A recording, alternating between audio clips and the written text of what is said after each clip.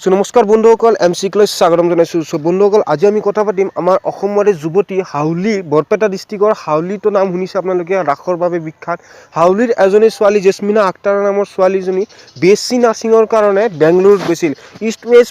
Bangalore east west ইনষ্টিটিউটত মানে BSc nursing কৰিবলৈ গৈছিল, কিন্তু লেটেষ্ট যোৱা 1-2 দিনৰ ভিতৰত মানে তেখেতক হত্যা কৰা হৈছে। দৰ্শন কৰাৰ পিছত মাৰ্ডাৰ কৰা হৈছে, হত্যা কৰা হৈছে, এইটো নিউজ ইতিমধ্যে আহিছে। কিন্তু যোনজন ল'ৰাই কনচালটেঞ্চি কৰিছে, মানে ইয়াৰ পৰা বেংগলোৰত পঢ়িবলৈ মানে যোগাযোগ কৰিছে, লৈ গৈছে, সেইজন ল'ৰাই আৰু লগত দুজন আছিল বুলি সন্দেহ কৰা হৈছে। এই 3জন মিলি ছোৱালীজনীক, জেছমিনা আক্তাৰ নামৰ ছোৱালীজনীক ধৰ্ষণ কৰিছে আৰু মাৰ্ডাৰ কৰিছে বুলি সন্দেহ কৰা হৈছে।